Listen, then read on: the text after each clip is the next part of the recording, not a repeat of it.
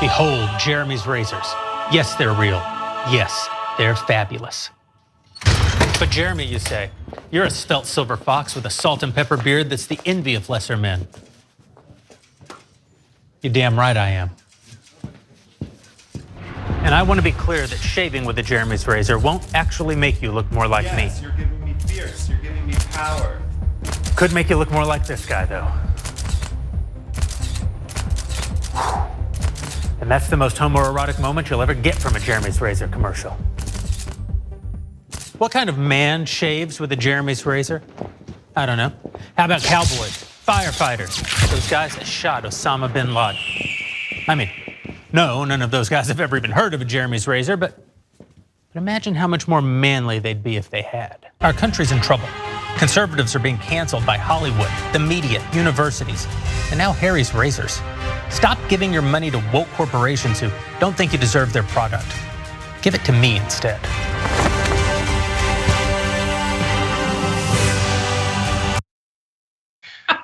That's correct. The Daily Wire there, of course, Ben Shapiro's media company, he's part of that as well. They're now selling their own razors because they have a little riff with Harry's razors, which you may have heard of.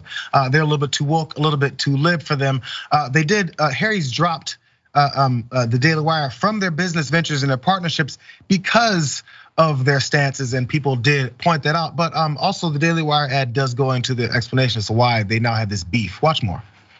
Do you remember when there were 2 genders and only 1.5 of them had to shave their mustaches? Oh, hi, I'm Jeremy Boring, CEO and God King of the Daily Wire. Harry's razors used to advertise on our shows. They're a great product, and we were happy to do it. That's before some peon who works for me went and said that boys are boys and girls are girls, and that was just too much for Harry's. They condemned our views held by millions of Americans and virtually every human who's walked the planet until about 15 minutes ago, as inexcusable. And they dropped their ads from our network because of what they called values misalignment. You're damn right our values are misaligned. And it's not just Harry's either. Gillette razors used to be the best a man could get. Then they decided that men are too toxic. Unless you're the kind of man who teaches his daughter to shave her beard. If that makes sense to you, keep buying Gillette. But if you've had enough of the bullshit and you're tired of paying companies like Harry's and Gillette to hate you,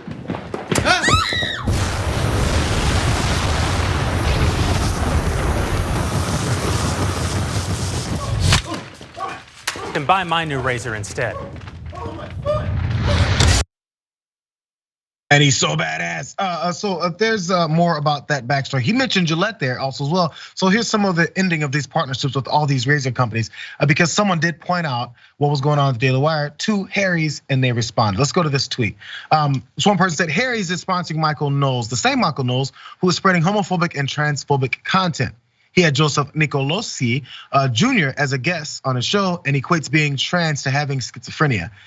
It's wrong that Harry's or anyone sponsors this vile content, to which Harry's responded, thanks for bringing this up. We condemn the views in this video, which are inexcusable and at odds with our longtime support for the LGBTQ plus community.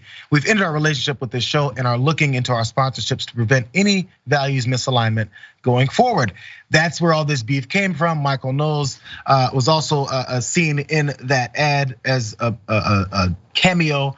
Let's get this screenshot here as he walked through and high-fived folks, and also was part of his rock band on stage. So that's Michael Knowles, who they mentioned in that tweet that lost that connection.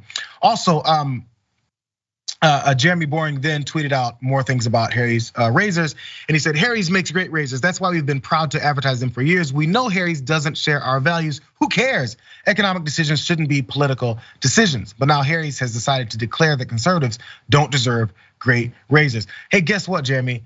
That's Harry's prerogative. If they're gonna lose business that you think they're gonna lose, fine, they'll lose the business that you think they're gonna lose. Why don't we just let it happen? I thought this was capitalism. Man, people love capitalism, really do complain about it all the time when it doesn't work out for them. Did you ever see that video of Michael Knowles' acting reel? No. Oh, we should uncover He's that. an actor too, huh? He tried.